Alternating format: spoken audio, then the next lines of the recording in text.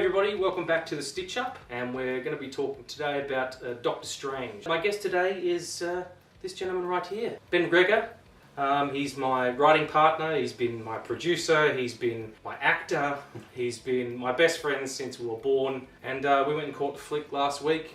Sat down, it was the first time we've been to see a movie together in about 20 years. It's been a long time. Give you a quick catch-up of the story though. There will be some spoilers. So you've got Benedict Cumberbatch, or as we lovingly refer to him as... Bandicoot Splish and Splash? He plays Dr. Stephen Strange, a very arrogant, prophetic neurosurgeon. He has an extremely serious car accident in which his hands are mangled, so he can now no longer perform the surgeries. He goes through all these different procedures to try and have the problem fixed, and nothing ever comes of it. During the rehab program, he hears about someone who was miraculously healed by going to the Far East and training with mystical yogis. He goes there, doesn't really accept what they have to say at first, but then sees that they are working with higher powers, and he actually starts undergoing training to fix his hands, but he sort of comes into this vanguard of other sorcerers who protect the universe. At one point, one of the characters says, the Avengers safeguard the world from physical threats. The Sorcerers Supreme safeguard the world from mystical and otherworldly threats. In this case being Mads Mikkelsen's Caecilius, who was under the tutelage of Tilda Swinton's The Ancient One, who is the Master Sorcerer Supreme. He's, trying to pull the rest of the world into the dark dimensions where we have the horrible demon Dormammu. Dormammu. Probably the best name for a villain ever. So that's the conflict that happens. And Stephen kind of takes on being a Sorcerer Supreme. We've been comic nuts for years. Yep. That's why I keep doing stitch-ups about comic movies. You'll notice that of the 4 episodes I've done, 3 of them have been about comics. You're a follower of the Marvel Universe stuff. We've talked about it at length. Yep. This is the 14th film in their run. Where does it land for you in terms of quality? It's right up there. The story being an origin story, I know it reasonably well. Yeah. But I think it translated to film really well. But I found that the more obscure titles like Strange, Ant-Man, Guardians, yeah. I've enjoyed them far more than I have the mainstream titles, which at times feel like they've been done. You can see them moving into the different Avengers movies, and that's what you're hanging out for. Whereas these ones are just like they're not as well known. Benefit Dumbledore. Yep, I think he means Benedict Cumberbatch, but we know who he means. He said in the recent article that he was able to walk around in his full get-up, and people would recognise him as Benedict Cumberbatch, but not as Strange. Yeah. Which he found really cool because he could just build that character from... But he's amazing. He's brilliant. But he's good in everything. Yeah. I cannot remember a single thing that I've seen him in that I didn't like. And he does bring a real weight to this role that you wouldn't necessarily get from Brad Pitt or a Johnny Depp or someone like that. The reason he has gravitas is because he's such a great actor. The only thing I found with it was, watching a movie like this in Australia where we still have quite a heavy BBC presence. Yeah. You're so used to him being English. Yeah. That the American accent was almost jarring for who he is. Yeah. But still believable. I mean, the character itself is kind of unlikable at the beginning, but because he's so good at what he does, but he's does legitimately care about other people. Rachel McAdams plays one of the night nurses actually, who are part of the Marvel canon. They're the Rosario Dawson's character in Luke Cage and the Daredevil TV series. The night nurses are the medical professionals who help superheroes. It's kind of a quasi-romance. There was something there in the past, but then it just becomes a newfound respect for him and him for appreciating her. Him almost finding his humanity and understanding why she works in the ED instead of being a specialist and all this kind of stuff. And being a kind of just a dick about being a surgeon in the hands of God kind of thing. Way more of a character growth. Yeah. People are saying, oh, it's just like Iron Man. And yeah, it is in the sense that it's an arrogant American getting his comeuppance a little bit and then using what happens to him to then change the way you think about the world and how you want to live in it and maybe do some good. But still, Strange and Stark, aside from being egotistical and arrogant and all that kind of stuff, is very different characters. Apart, yeah. Very different characters. Benedict Wong as Wong. I just go to him because I really love what they did with this character. There was this huge backlash about whitewashing, which has been happening a lot in other films. Gods of Egypt, which was set in Egypt, but it was all mostly white cast. And there's this whitewashing thing, and I totally get that what they're trying to say. And they did it with Doctor Strange as well. They're saying, oh, it's whitewashing. There's all these Asian influence roles, but there's no one Asian playing them, or for whatever reason. What about inclusion, all that stuff? And yeah, I understand the point. It was fairly inclusive. The Ancient One is played by Tilda Swinton, who is an Asian but is a woman. Historically, that character's always been a man in the comic books, as far as I understand. Baron Mordo, who's played by Chiwetel Ejiofor, is in the comic books. He's not black. He's a white man. Wong, who's played by Benedict Wong, who is an Asian actor. In the comics, and even in that, the most recent run, Wong does play a bigger role, more significant role as a mentor as well. But he's traditionally a servant. Yeah, he's the librarian, but he's also Doctor Strange's cook and cleaner. But in this one, Wong is, he's the librarian, but he's a sorcerer supreme as well. Going in with that mentality of a whitewashing thing is probably, I think it's been hyped. I think this movie's very inclusive. Great performances all around, I think they really lucked out with the cast. Yeah, I didn't think there was a poor character in there. Didn't fault anyone. No, couldn't fault anyone. But Mads Mikkelsen, great as Caecilius. Oh, he's a great bad guy. Yeah, always is a great bad guy though. Yeah, I mean he's particularly good at bad motherfuckers. Yeah. But he's there's the scene where he gets captured for a minute. Doctor Strange manages to capture him, and he's sort of like tied up, and then he's trying to explain to Strange. The Ancient One, Tilda Swinton's character has been drawing her power from the Dark Dimension and Dormammu for years. She's a hypocrite, death is an insult. We want to live forever, and his tears are coming down his eyes. What did you think of it visually? Oh, visually it's fantastic. Yeah. Absolutely stellar. From very quickly into the film, you start to see how much work would have gone into just digitally and visually creating this whole film of all the spells and the shifting of the scenery, and it was just intense. Scene in Inception where the sort of city's sort of starting to collapse and stuff. You get that, but it's like to the nth degree. Yeah. And there's a fight at the start, which is the Ancient One going after Caecilius after he's stolen this spell. From Wong to in the the movie starts with a fucking beheading. Sorry, I forgot to mention that. Like in the library that Wong takes care of it, and they've got all the volumes of the spell books. That's right, because Wong actually is the replacement librarian. Yeah, that's right, and it starts off with some other dude pulls in fucking Caecilius and all his homies.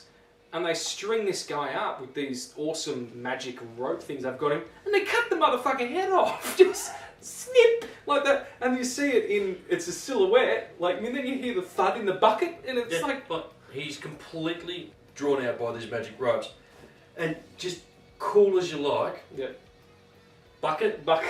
Where's this going? Where's this going? Gone. Yes. What's with the bucket? Is it a magic bucket? No, it's a bucket. I seriously thought of it. Head. It's going to be a cauldron. And they're going to make some potions, and he's going to turn into a bad guy or something like that. Nah, just fucking snip. Gone. It's like imagine me writing the script, the guy just going, how are we going to get to just, you will cut the motherfucking head off. Yeah, done. Gone. He's replacement Wong. Yeah, so that starts, and that's how he gets his hand on this spell. And then they open these portals. That's right. That's really cool. Where they've got a ring, which is sling ring. Sling ring. Yeah, it's kind of like just look like a plate of metal, and it goes over 2 fingers, and they use it to then do this, and they think really hard where they want to go. They do that, and then they jump through this portal in time, and they end up where they wanted to go. Really clever story device. Really clever story device. You could see constantly people grabbing the sling ring so they couldn't get away and things like that. Yeah. But I'm thinking they could have done a bit more of that. There could have been some really cool sleight of hand stuff. Yeah. No longer have the sling ring and all this kind of stuff. There could have been some really cool in like that. More sort of magician-y than sorcery. Yeah, a little bit like that. I mean, That's dope, man. This guy should be a writer. I tell you. Oh, wait a sec. Is it Marvel?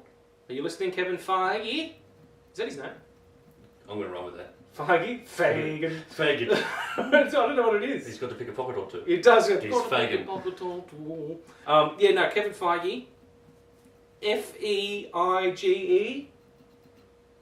Sure. Fagin, get this cat on board. I'm telling you. I'm down. He could ride the shit out of some Black Panther. So anyway, back to the sling rings, and they're using the sling ring, and they sort of jump through time, and Tilda Swinton follows them, and that's the first time you see this, where the world's kind of twisting in on itself, and they're using the manipulation of the scenery to kind of stop each other and like twist the walls so that, you know, there's that great fight where they're sort of jumping and spinning, and she's like pulling this bit back so a bit of the scenery hits the guy and then he falls. And that's the first time you hear her referred to as hypocrite. Yeah, that's right, yeah. Because that power itself comes from Dormammu. From Dormammu, yeah. And that's a good setup too. That was really succinct script writing. The magicians basically, the sorcerers rather, they kind of put the world in a safe box, which looks like sort of shards of glass almost, reflecting, you know, shapes differently. But it's like a protective field where whatever's happening inside that sphere of influence doesn't affect the outside world. Yeah. So, you know, human beings like regular humans aren't seeing this and going, oh fuck. There is a plot device where Caecilius and his zealots get the power of Dormammu and they can work outside that sphere. But they're also now being able to move the physical realm. Yeah, yeah. Like the Sorcerer Supreme can. Awesome fight scene where they're moving stuff around, she's moving stuff around. And then you've got Baron Mordo and Strange stuck in the middle just trying to deal with it all. Yeah, the cloak of levitation, which is the signature for Doctor Strange, is this big red cloak with a big hood. Yeah, it's giant collar. And it's kind of like, it's almost like Aladdin's carpet. It's sentient, you know, it doesn't talk or anything. It's like, hi, I'm Cape, you know. Like, and just super protective of Strange. Yeah, like from the get-go, yeah. And like, it helps him, as soon as it gets on, it helps him out. There's that dope bit after he's taken out that one guy and it's sort of hanging there and he sort of whips it around himself and it just lands on his shoulders. Too cool. There's nothing I dig more. I've seen a lot of movies and I've worked in the industry for half my life.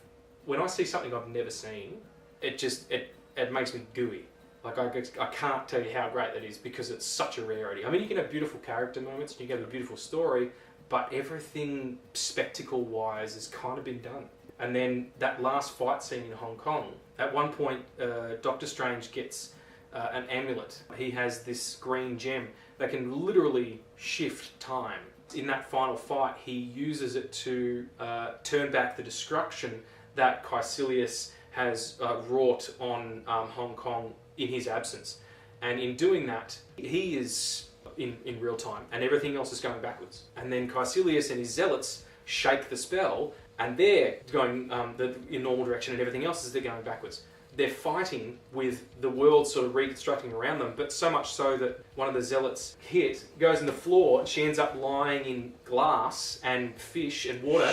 And the fish tank goes and falls back up, and she's in the motherfucker. She's like stuck in there with a fish. Yeah, in the wall. By the way, we forgot to mention Chiwetel Ejiofor as Baron Mordo. I mean, he's spectacular. I think he's a great actor. I've liked him for a long time. He did a really good David Mamet film called Red Belt about a mixed martial art instructor. Going back to Serenity. Yeah, exactly. Yeah, he played the assassin in Serenity. Yeah, absolutely solid. And his disappointment in those around him once certain things are revealed, that's beautiful. That's like a boiling pot of, oh fuck, this something's going to happen here, and this guy's going to start to lose faith.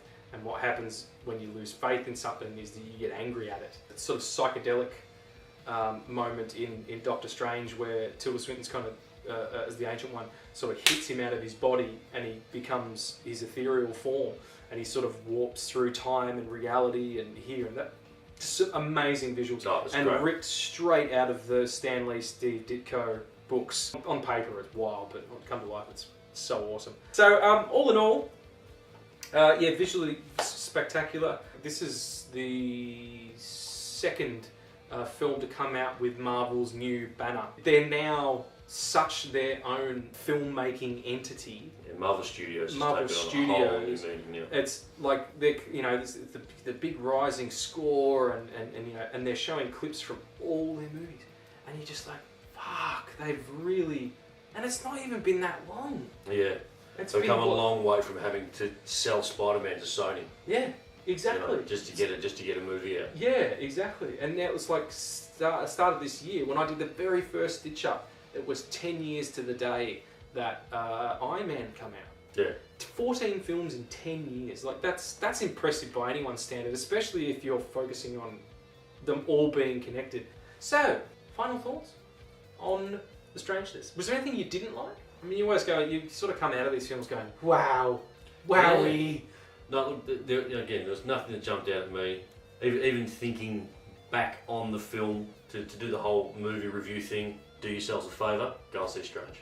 Yeah, absolutely. Go and see it for Benedict... Bandersnatch Cumberbund. Bandersnatch Cumberbund, is it? Or what's... Bacon Dick Pumpkin Patch? Bacon Dick Pumpkin Patch, is that it? I don't think that's it. What's the other one? Benedict Cumberbund. Benedict Cumberbund. Come get your snatch.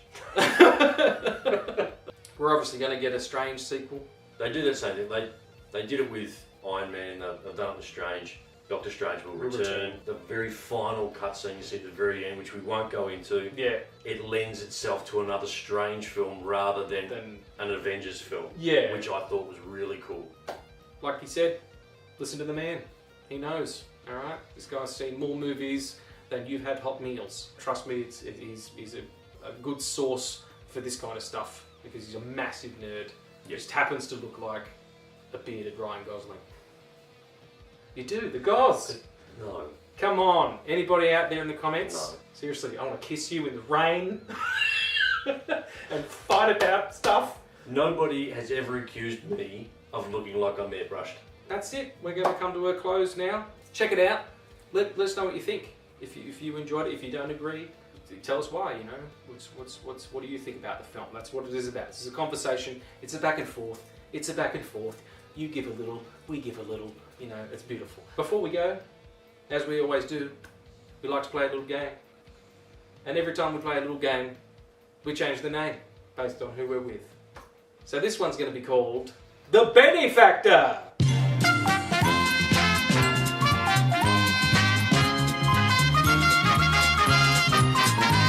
Hey everybody, welcome to The Benny Factor. I'm here with Ben McGregor. Hey Ben. Hi Regan. How you doing? I'm good, you? I'm great. I'm so glad I'm here.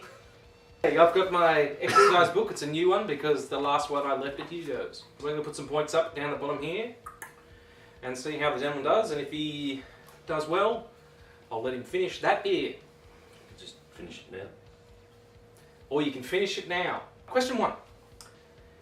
In what year did the character first appear in comics? 1960, 1963, or 1972? 63. Well done. Did you know already? Yeah. Did you do hand signals? I just did 63. It's in baseball, motherfucker. Don't listen to him. I want you to steal third. What are Benedict Cumberbatch's fans called?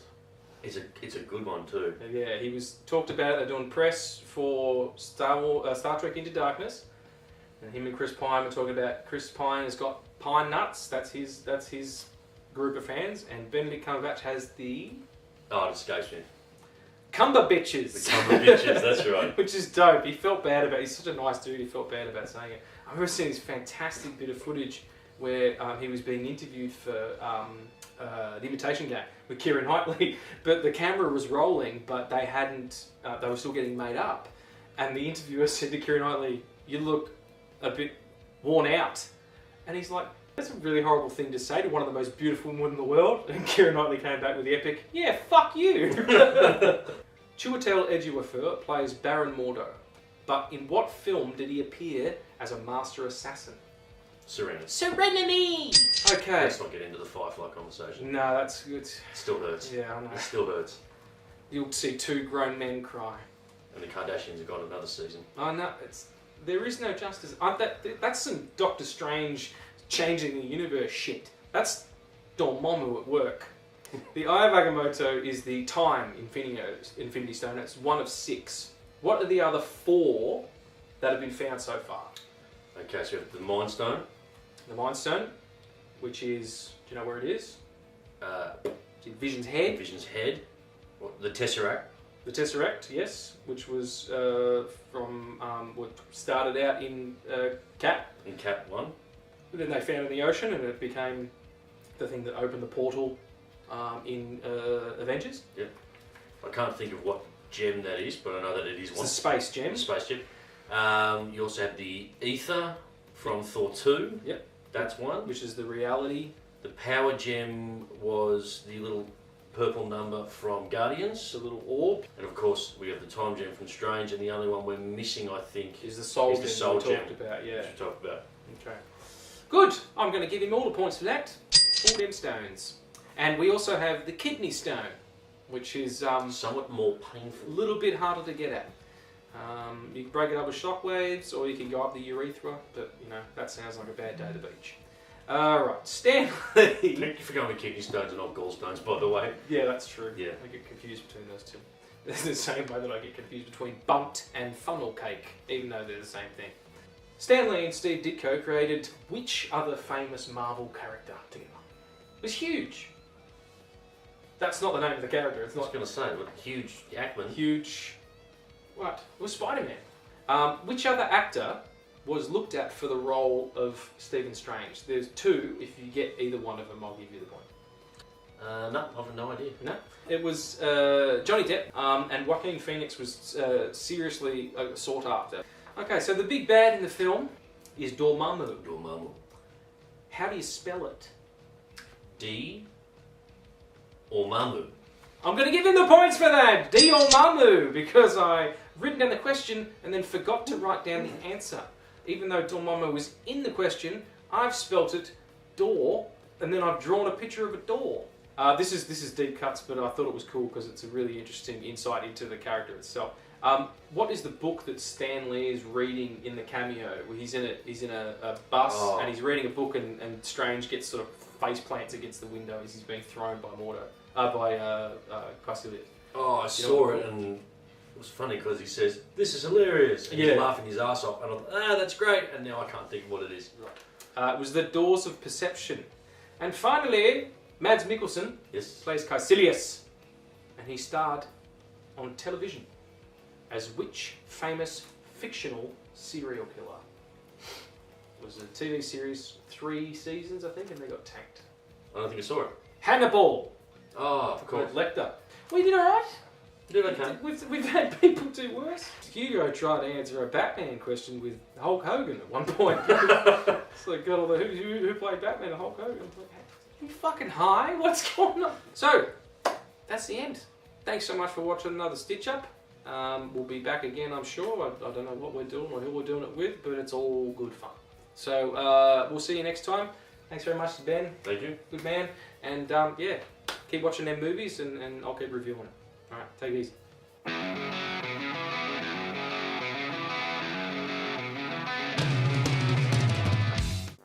Ben the Donald Cumbertrump.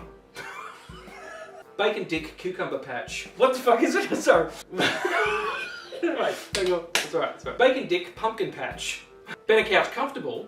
Benedict's Cumber Nuts. Can't hold that one. Benadryl Cumber Trash. You got a tear in your eye. So Benefit Dumbledore. That one, I don't know. It's a nice biscuit that doesn't exist. Benelite Cumber Switch. Benedict Lumbersnatch. And of course, Bender Snatch. Bender Snatch. Bender Snatch. It's just like it goes in and then up. Benedict, what is it? Bender Snatch Cumber Bun. Bumbledick Cucumber Patch. Butterscotch Comfortable Pants. Now we're going to turn to camera and say it right. Say his name right. Okay, great. 1, 2, 3. Benedict Cumberbatch. We're going to do it together. Fuck you.